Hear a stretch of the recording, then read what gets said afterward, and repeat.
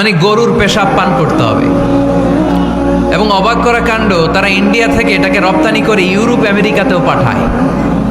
কারণ ইউরোপ আমেরিকার যে হিন্দুরা আছে সেখানকার সুপার স্টোর থেকে, শপিং মল থেকে ওইটা কিনে কিনে পান করে। আপনারা যদি বলে এই যে এক বোতল নিয়ে আসছি গরুর পেশাব, এটা খাইলে তোর 1 কোটি টাকা দিব, খাইবেন? আমি কমু তুই নিয়ে আইসস, তুই খা, ঠিক কিনা? কারণ আমাদের রুচিতে এটা ধরে না, ইসলামটা আমাদেরকে শিখায় নাই। তো ইসলামটা হচ্ছে রুচিসম্মত ধর্ম, স্বভাব সুলভ ধর্ম। তারপর হিন্দু ধর্মে ছোট বাচ্চাদেরকে পবিত্র করতে হলে, মেধাবী করতে চাইলে গোবরের স্তূপ করে ওখানে ফেলে দিতে হয়। ওই বাচ্চা ছুটে আসবে, কান্না করবে, আবার ফেলতে হবে। ওর গা গোবর দিয়া একেবারে বিউটি পার্লারিং করে তারপরে ওর গোসল করাইলে ও খুব ভালো হয়ে যাবে, এরকম আইডিওলজি তারা বিলিভ করে। তো এটা একটা প্রাণীর মল কারো গায়ে মেখে পার্লারিং করা, এটা কি আমাদের আকলে ধরে? আমাদের ধর্মে এরকম কোনো বিধান আছে? হিন্দু ভাইরা যদি থেকে থাকো, just ponder on the news, এই বিষয়গুলোর উপর একটু থিঙ্ক কর, একটু ভাবো, চিন্তা করে দেখো। ইসলাম হচ্ছে দ্বীনুল ফিতরা, স্বভাব সুলভ ধর্ম। এইখানে মনে মানে না এরকম কোনো বিধান আল্লাহ দেয়। এটা জ্ঞানের ধর্ম, জ্ঞানের উপর প্রতিষ্ঠিত। এই ধর্মের প্রথম কথা হচ্ছে পড়ো। প্রথম কথা কি? আরবিতে কি? বিসমি রাব্বিকাল্লাযী, read in the name of your lord who has created. পড়ো তোমার প্রভুর নামে যিনি তোমায় শিখিয়েছেন। সুবহানাল্লাহ পড়েন। আবু দারদা রাদিয়াল্লাহু তাআলা আনহু বলতেন, কুন আলিমান, আলেম হও, আও মুতাআল্লিমান, অথবা আলেমের ছাত্র হও, আও মুত্তাবিআন, অথবা আলেমের ফলোয়ার হও, আও মুহিব্বান, অথবা আলেমকে ভালোবাসো, ওয়ালা তাকুনিল খামিস, 4টা হইও, 5 নাম্বার হইও না, ফাতাহলিক, তাহলে ধ্বংস হয়ে যাবা।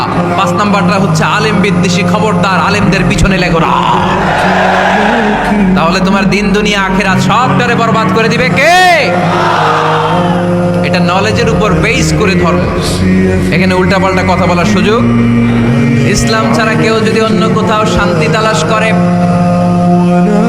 ইসলাম ছাড়া অন্য কোনো মতাদর্শে কেউ যদি জীবন সমস্যার সমাধান তালাশ করে, আল্লাহ বলে তার কোনো আমল আমি কবুল করব না। কিয়ামতের দিন লোকটা হবে হাই হাই কোম্পানির ম্যানেজার, সে হবে ক্ষতিগ্রস্ত। এজন্য আমাদেরকে ইসলাম মানতে হবে। আমাদের ধর্মের নাম কি? এই ইসলাম মনে হয় শুধু আমাদেরই ধর্ম, অন্য কোন নবীদের মনে হয় ধর্ম না। সাইয়েদনা আদম আলাইহিস সালামের ধর্মের নাম কি? নূহ আলাইহিস সালামের ধর্মের নাম? ইব্রাহিম নবীর ধর্মের নাম? মুসা আলাইহিস সালামের ধর্মের নাম? ঈসা আলাইহিস সালামের ধর্মের নাম? আল্লাহর ধর্মের নাম? আল্লাহ বলেছেন ইসলাম হচ্ছে দ্বীনুল্লাহ, এটা আমার দিন, এটা আমার ধর্ম, এই ধর্ম আমি পাঠিয়েছি। এটা কোনো মন মস্তিষ্ক প্রসূত কথা নয়, এটা নিজের মন গড়া বানোয়াট কোনো ধর্ম নয়। চিল্লায় বলেন ঠিক কিনা? সব নবীদের ধর্মের নাম ছিল ইসলাম। অনেকে আমরা গুলিয়ে ফেলি, আমরা মনে করি শুধু আমাদের ধর্মের নামই ইসলাম, অন্য নবীদের ধর্মের নাম বোধহয় ইসলাম না। এটা ভুল। আজকে আকীদা খালেস করে নেন, কনসেপশন এন্ড আইডিয়া ক্লিয়ার করে নেন। সব নবীদের একটাই ধর্ম, চিল্লায় বলতে হবে কি নাম? তার প্রমাণ, তার দলিল কি? তার দলিল হচ্ছে আল্লাহর কোরআন। আল্লাহর কোরআন আমাদেরকে জানিয়েছে সব নবীকে আল্লাহ তাআলা একটা ধর্মই দিয়েছেন। আল্লাহ বলছেন, মা কানা ইব্রাহিমু ইয়াহুদিয়ান ওয়ালা নাসরানিয়ান ওয়ালাকিন কানা হানিফান মুসলিমা। আমার খলিল ইব্রাহিম ইহুদি ছিল না, আমার নবী ইব্রাহিম নাসারা ছিল না, আমার খলিল ইব্রাহিম অন্য কোনো ধর্মের ছিল না। সাইয়েদনা ইব্রাহিম ছিলেন কানা হানিফাম মুসলিমা, একনিষ্ঠ মুসলমান। সুবহানাল্লাহ। সাইয়েদনা ইব্রাহিম আলাইহিস সালাম ছিলেন একনিষ্ঠ মুসলমান, কানা হানিফাম মুসলিমা। এই আয়াত প্রমাণ করে যে সাইয়েদনা ইব্রাহিম আলাইহিস সালামের ধর্মের নামও কি ছিল? আওয়াজ করে বলতে হবে, কি ছিল? পেয়ে গেছি আমরা। এরপরে সাইয়েদনা ইউসুফ আলাইহিস সালাম দোয়া করেছেন,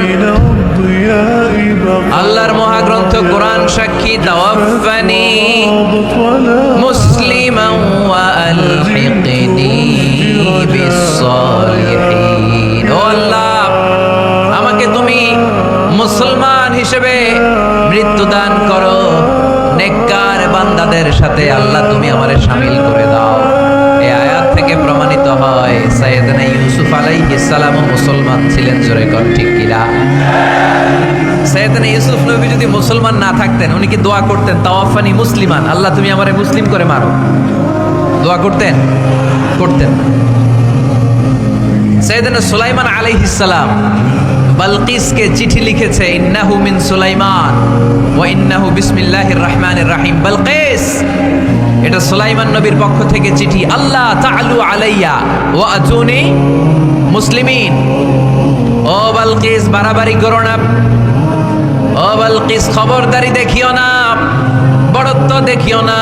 মুসলিমিন, তুমি আমার কাছে মুসলমান হয়ে চলে এসো। সাইয়েদনা সুলাইমান আলাইহিস সালাম মুসলমান হয়ে চলে আসার দাওয়াত দিলেন। এই আয়াত প্রমাণ করে সাইয়েদনা সুলাইমান আলাইহিস সালামের ধর্মের নাম ছিল ইসলাম। ঠিক কি না? আবার সাইয়েদনা ঈসা আলাইহিস সালামের সঙ্গীদের নাম হচ্ছে আল হাওয়ারি। হাওয়ারিরা বলেছিল, সাক্ষী থেকে যাও বিআন্না মুসলিমুন, আমরাও মুসলমান। ঈসা আলাইহিস সালামের অনুসারীরা যদি বলে আমরাও মুসলমান, এটা প্রমাণ করে সাইয়েদনা ঈসা আলাইহিস সালামের ধর্মের নামও ছিল ইসলাম। জোরে বলেন ঠিক কিনা? ইসলাম ছিল তার ধর্মের নাম। সব নবীদের একটাই ধর্ম, ধর্মটার নাম সব জায়গায় মানতে রাজি আছে। তবে ইসলাম ধর্মকে আল্লাহ তাআলা কোন নবীর কালেই, কোন নবীর সময়েই পূর্ণাঙ্গতা দান করে নাই। এই ইসলাম ধর্মের পূর্ণাঙ্গতা আল্লাহ তাআলা দান করেছে আমার পেয়ারা নবী, বিশ্ব নবী মুহাম্মদুর রাসূলুল্লাহ সাল্লাল্লাহু আলাইহি ওয়াসাল্লামের সময়কালে। বারটা ছিল জুমাবার। কি বার? আরাফার ময়দান। বিশ্বনবী ওটের পিঠে বসে আছেন। ইন দ্য মিন টাইম আল্লাহ তাআলা একটা আয়াত নাজিল করে ইসলামকে কমপ্লিট এন্ড ইনট্যাক্ট বানিয়ে দিলেন। সুবহানাল্লাহ কইতে পারলেন না? اليوم أكملت لكم دينكم وأتممت عليكم نعمتي ورضيت لكم الإسلام دينا। সেদিন আল্লাহ ঐতিহাসিক আয়াত নাজিল করে দিলেন, আল-ইয়াউমা আকমালতু লাকুম দীনাকুম, আজকে আমি তোমাদের দিনকে, ইসলাম ধর্মকে পূর্ণাঙ্গতা দান করলাম। ওয়া আতমামতু আলাইকুম নি'মাতি, আমার নিয়ামতকে পরিপূর্ণ করে দিলাম। ওয়া রাদিতু লাকুমুল ইসলাম দীনা, আমি আল্লাহ তোমাদের জন্য ইসলাম ধর্মকে মনোনীত করে খুশি হয়ে গেলাম। আল্লাহ তাআলা ইসলামকে আমাদের ধর্ম বানিয়ে খুশি। এখন প্রশ্ন হচ্ছে, আমরা খুশি কিনা? আওয়াজ কমে গেছে এবার। ইসলামকে আমাদের ধর্ম মনোনীত করে, ইসলামকে আমাদের জীবন বিধান মনোনীত করে খুশি কে? আল্লাহ। এখন আমরা খুশি কিনা? দিস ইজ দ্য কোশ্চেন নাও।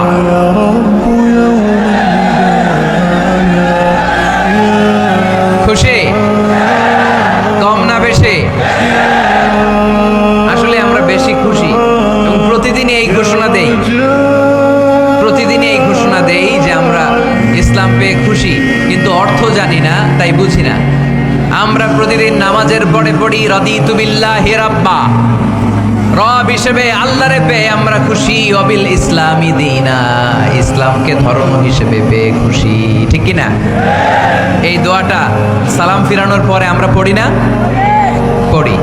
রাদিতু বিল্লাহি রাব্বা, আল্লাহরে রব হিসেবে পেয়ে খুশি। ওয়াবিল ইসলামি দীনা, ইসলামকে দিন হিসেবে পেয়ে আমরা খুশি।